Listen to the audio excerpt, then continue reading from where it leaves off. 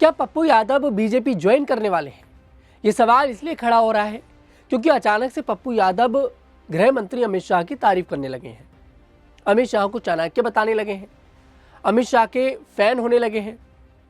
कह रहे हैं कि अमित शाह अगर नहीं होते तो बीजेपी इन 11 सालों में इस मुकाम तक नहीं पहुंच पाती। नरेंद्र मोदी को पीएम बनाने में अमित शाह का एक बहुत बड़ा हाथ है। जी हाँ, दरअसल एक पॉडकास्ट में पप्पू यादव से ये सवाल पूछा गया कि अमित शाह को लेकर आपके क्या विचार हैं। तो पप्पू यादव जो संसद के अंदर बड़े बड़े मुद्दों पर बीजेपी को घेरते हैं, हमेशा बीजेपी के अगेंस्ट बोलते हैं, पीएम मोदी के अगेंस्ट बोलते हैं, अमित शाह के अगेंस्ट बोलते हैं। यहाँ पर जो पॉडकास्ट ले रहे थे उनको भी यही लगा था कि कुछ बड़ा बोलेंगे, लेकिन यहाँ पर अगेंस्ट में नहीं बोला, यहाँ पर अमित शाह की तारीफ कर दी। पप्पू यादव ने कहा कि इन 11 सालों के अंदर अमित शाह का बहुत बड़ा हाथ है कि बीजेपी आज इस मुकाम पर बैठी है। अमित शाह बहुत लगन से काम करते हैं, बहुत मेहनत से काम करते हैं। यही कारण है कि उनकी इस लगन, उनकी इस मेहनत ने बीजेपी को इस मुकाम तक पहुंचा दिया जो उन्हें सत्ता से नहीं हटा पा रहा है। अमित शाह अपनी पार्टी के लिए तो चाणक्य हैं। हालांकि उन्होंने बाद में ये भी पूछा कि आप अमित शाह के फैन हैं, तो उन्होंने बोला कि खुलकर तो नहीं कह पाए, लेकिन बोलते हैं कि मैं उनका फ़ैन नहीं हूँ, लेकिन हाँ मैं उनके काम का फ़ैन हूँ, मैं उनके काम से बहुत खुश हूँ।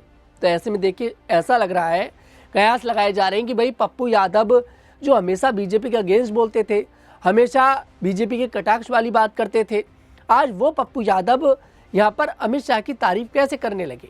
वो पप्पू यादव यहाँ पर अमित शाह को चाणक्य क्यों बताने लगे? देखिए, इसके कई सारे कारण हैं।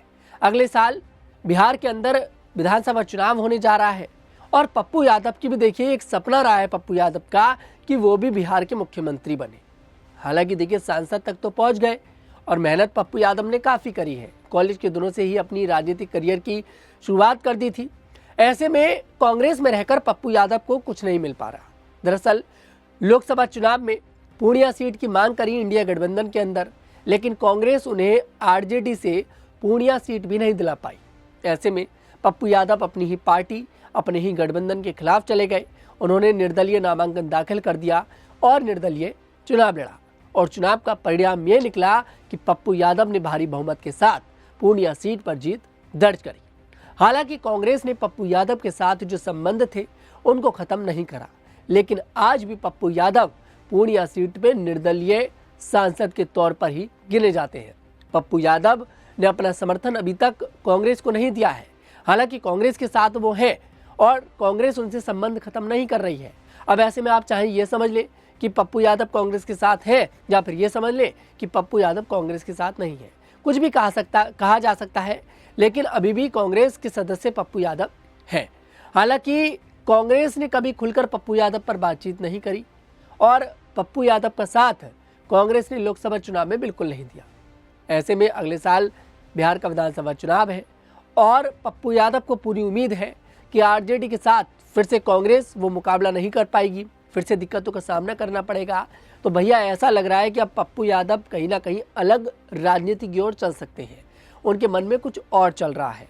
शायद पप्पू यादव बीजेपी ज्वाइन कर सकते हैं और यहाँ पर अमित शाह की तारीफ कर पप्पू यादव ने एक बड़ा सिग्नल जनता को दे दिया है, बिहार की जनता को दे दिया है।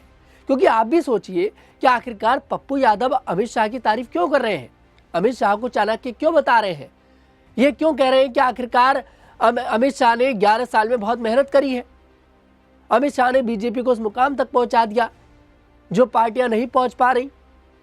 वो कह रहे हैं कि और पार्टियों में इस तरह से काम नहीं होता जिस तरह से अमित शाह काम कर रहे हैं। तो आप समझ सकते हैं कि आखिरकार ये इशारा पप्पू यादव किस ओर करते नजर आ रहे हैं। तो भैया देखिए, हमें तो यही लग रहा है कि पप्पू यादव अब शायद जल्द ही बीजेपी ज्वाइन कर ले, क्योंकि तारीफ तो वो भरपूर करते नजर आ रहे हैं अमित शाह की। पहले भी वो कहीं ना कहीं एक सॉफ्ट कॉर्नर उन्होंने बीजेपी के प्रति दिखाया था। हालांकि उसके बाद इन सभी खबरों पर रोक लग गई थी, लेकिन एक बार फिर से पप्पू यादव बीजेपी के प्रति जो ये सॉफ्ट कॉर्नर अपने अंदर रखते नजर आ रहे हैं, इससे साफ लग रहा है कि पप्पू यादव जरूर कुछ बड़े खेले की तैयारी में है।